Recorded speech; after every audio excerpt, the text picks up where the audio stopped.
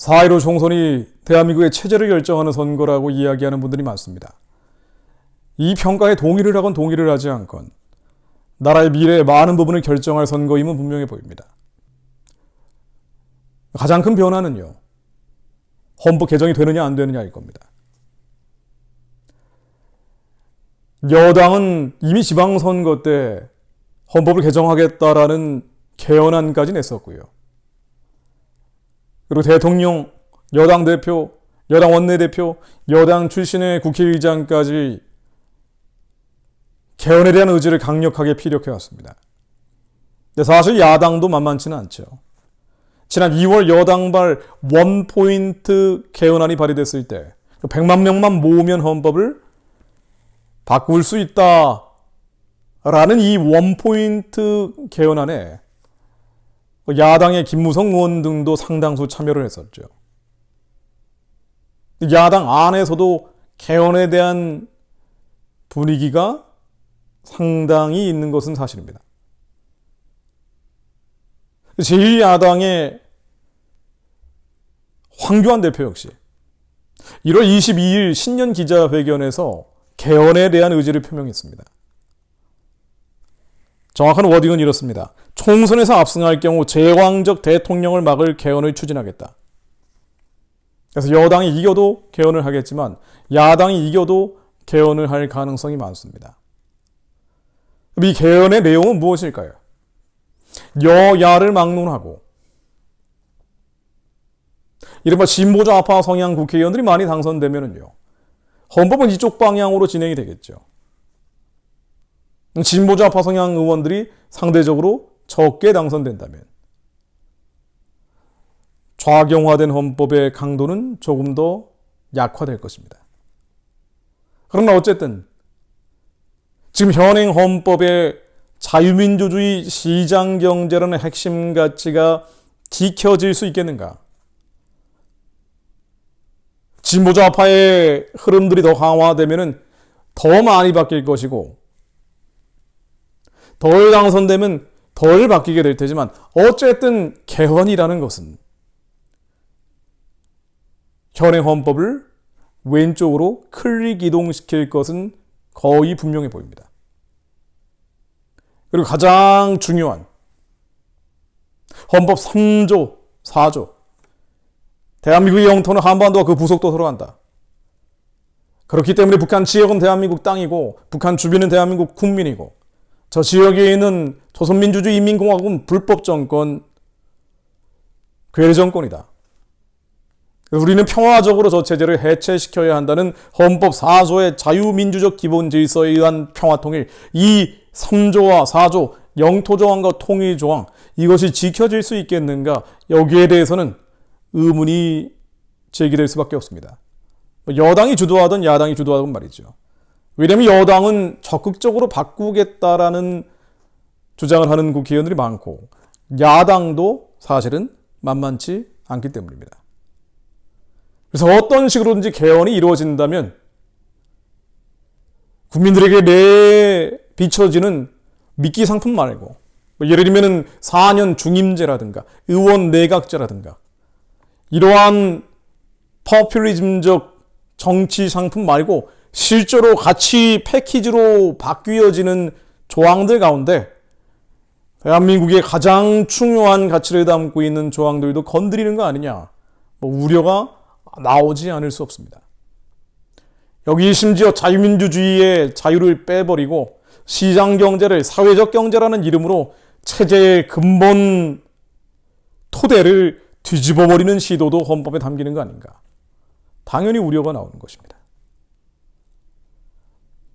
그래서 일정 기간 이 헌법은 문제가 많죠. 그럼에도 불구하고 유지해야 된다. 저는 그렇게 생각을 합니다. 그래서 여당발 개헌이든 야당발 개헌이든 이건 한국의 정치 혼란을 가중시키고 심지어는 체제의 근본을 흔들 수도 있는 개헌이 될 수도 있다라고 생각을 합니다. 이른바 4년 중임제, 그리고 야당의 대표마저도 이야기하고 있는 제왕적 대통령제를 막을 개헌, 즉 의원 내각제. 이것은 한국 정치를 더 혼란 속으로 빠뜨릴 수밖에 없는 개헌이 될 겁니다. 의원내각제는요, 특히나 한국 현실에 적용된다면 정치업자들의 권력 나눠먹기로 진행될 것이고요. 3개월짜리 총리도 나오고 6개월짜리 총리도 나오고 국회의원 3선, 4선, 5선 정도 하면 나도 총리 한번 해보지 등장할 거고요. 급진적으로 좌경화된 인물들이 총리에 당선돼서 어느 날 갑자기 낮은 단계 연방제로 바꿔버린다고 해도 막을 수 있는 길이 없습니다. 사법부도 그렇고요. 헌법재판소도 그렇고요. 다른 정치, 언론, 노동, 사회 영역들 하나같이 다 불구죽죽한 상태에서 마지막 남아있는 헌법마저 손을 보게 된다면 급속도의 혼란으로 빠져들 수밖에 없습니다. 우리는 이때 시대를 정확히 분별할 필요가 있습니다. 물론 4월 15일 총선에서 자유민주주의와 시장경제를 지킬 수 있는 인물들이 당선될 수 있도록 기도해야 합니다. 이 나라의 자유와 민주화, 인권을 훼손할 수 있는 사회주의 공산주의형에 미혹된 이들이 스스로 무너질 수 있도록 기도해야 합니다. 이것과 함께 우리는 천지의 기상은 분별하지만 시대를 분별하지 못하는 어리석음을 범하지 않도록 주님 말씀대로 이 시대가 어떻게 흘러가고 있는지 가장 약한 어둠의 연결고리를 예수 그리스도 이름으로 깨는 기도를 해야 합니다. 사실은요, 남한 정치는 일정 기간 혼란 상태가 계속될 가능성이 많습니다. 혼돈과 무질서 상태죠. 가장 약한 연결고리는요, 평양의 조선민주주의 인민공화국입니다. 남한 정치를 바꾸는 것은 정말 어렵지만요, 이 혼란, 혼돈, 무질서의 진앙지에 해당되는 수도꼭지가 계속 검은 물을 콸콸콸콸 쏟아내고 있는 그 꼭지를 잠글 수 있는 길이 바로 평양에 있습니다. 이제 한계 상태에 도달하는 북한 정권, 우리는 더 부르짖죠. 남한의 정치가 혼란과 혼돈과 무질서로 흘러간 이 조짐들 앞에서 더 강력하게 북한의 우상숭배 정권이 무너져야 한다고 선포하며 부르짖어야 합니다. 왜냐하면 가장 약한 연결고리가 북한에 있기 때문입니다.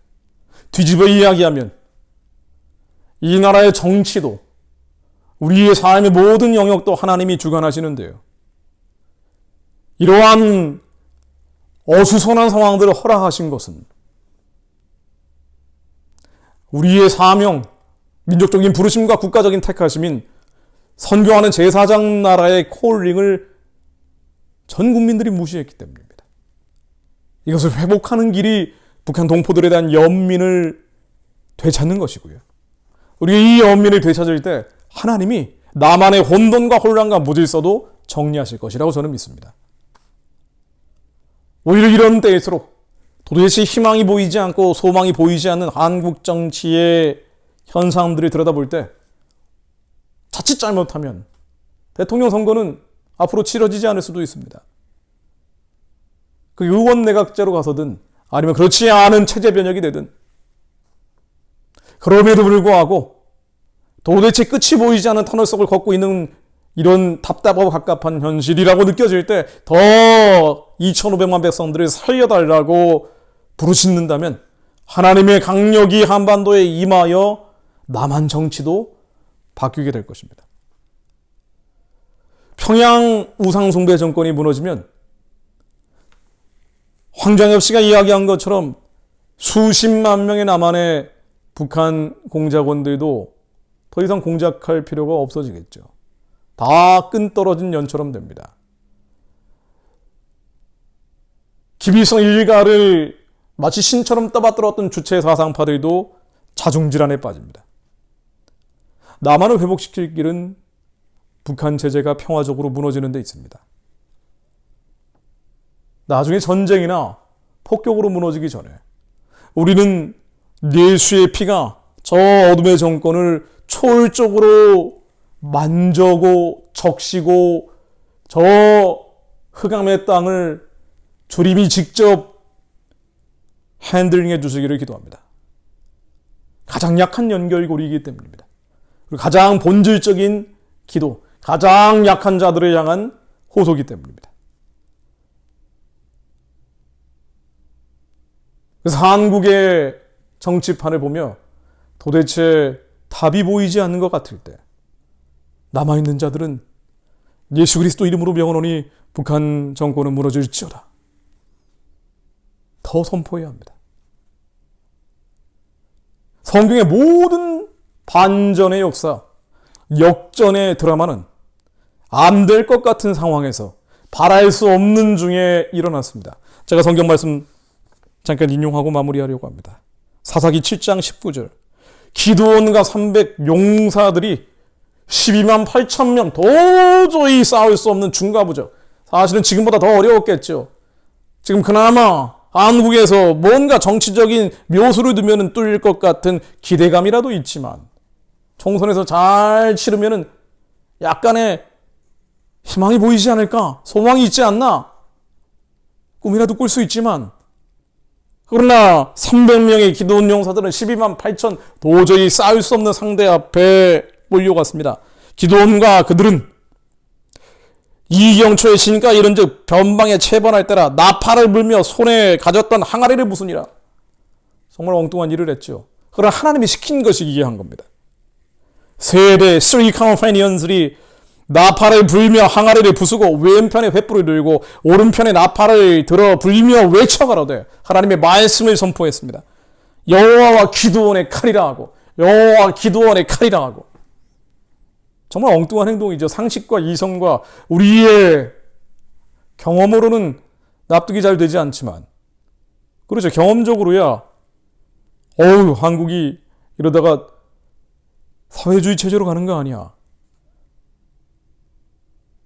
우리는 정치판에 뛰어들고 싶지만 그러나 이때 기드온의 300용사들은 왼편에 횃불을 들고 오른편에 나팔을 들어 불며 하나님의 말씀을 선포했습니다. 각기당처에 서서 그 진의 사면으로 에워싸고 아니 300명이 12만 8천 명을 에워싸면 무슨 의미가 있겠어요. 그런데 이 에워싸고 온 적군이 다름질을 합니다. 부르짖으며 도망하였는데 말씀을 선포했을 때 하나님의 영 하나님의 신이 강력히 임하면서 말씀이 선포됐을 때 그때 300명의 나팔을 불이 여호와께서 그 온 적군으로 동물끼리 칼날로 치게 하심으로 적군이 도망하여 수레다의 벤 시앗에 이르고 또 단밭에 가까운 아헬몰라 경계에 이르렀으므로 하나님의 강력과 초월적 역사가 이루어지니 뒤집어진 거죠. 동물끼리 칼날로 치고받습니다. 저는 이 역사가 한반도에도 일어날 것이라고 믿습니다. 도저히 안 되는 것 같지만 그럼에도 불구하고 한국 정치에는 희망이 없어 보이지만 그럼에도 불구하고 하나님의 신이 임할 때 뒤집어진다. 하나님의 영이 임할 때 초월적 역사가 일어난다. 바랄 수 없는 중에 바라고 믿으며 말씀을 종일 종야로 여호라 하여금 잠들지 못하시도록 선포하는 이들이 한반도는 물론 전 세계 디아스포라 가운데 일어날 때 하나님 북한 동포들을 살려주십시오. 또 23만 명이나 갇혀있는 정치범 수용소가 무너지게 하옵소서. 하나님 탈북민들 강제 송환이 중단되게 하옵소서. 끔찍한 사륙과 만행들이 지금도 북한 전역에서 일어나고 있는 저 학살극들이 이제는 멈춰지게 하옵소서. 저들의 올감에 걸리는 공산주의의 영, 사회주의의 영, 주체주의의 영이 예수의 이름으로 무너지게 하옵소서. 이 들끓는 마음이 본인이 소속되어 있는 교회에서 외쳐지고 본인이 소속되어 있는 커뮤니티에서 외쳐지고 본인의 친구들에게 함께 선포되며 부르짖을 때 그래서 평양이 무너져도 저 땅에 예수 그리스도의 나라를 재건할 수 있는 제2의 언더우드, 제2의 아펜젤러, 제2의 길선주 그러한 이들이 일어날 때 하나님이 이때구나. 초월적으로 김정은을 권력의 자리에서 끌어내리실 것입니다. 내일이라도 당장 인민공화국이 무너지고 남아있는 자들의 기도를 통해 누가 알 수 있겠습니까? 지하 기독교인이 북한의 새로운 지도자가 될지. 그래서 하루아침에 슬픔이 변하여 춤이 되게 하실지. 우리가 상식과 이성과 논리로 싸우지 않습니다. 여호와의 구원은 사람의 많고 적음에 달려있지 않습니다. 여론조사로 결정되지 않습니다.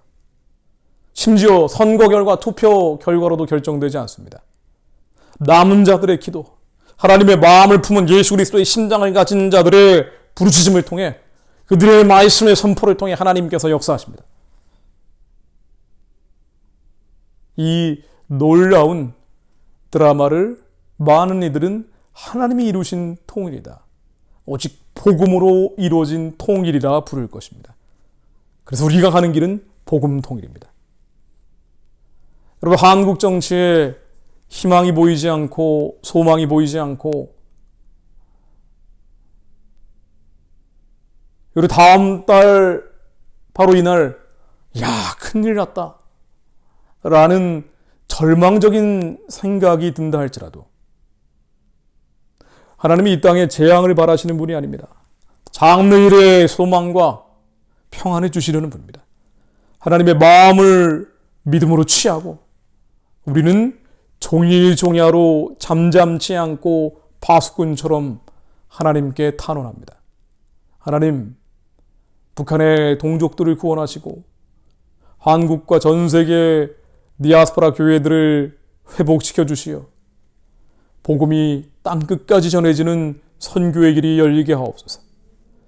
이것을 회방하는 모든 공산주의와 사회주의와 주체주의의 진이 예수 그리스도 이름으로 무너지게 하시고, 김일성 일가의 권세들이 마치 썩어 끊어지는 새끼들처럼 다 파쇄되게 하시어 평양에서, 원산에서, 남포에서, 북한의 골짜기마다 하나님을 향한 찬양과 경배 소리가 울려 퍼지게 하옵소서. 예수 그리스도 이름으로 기도했습니다.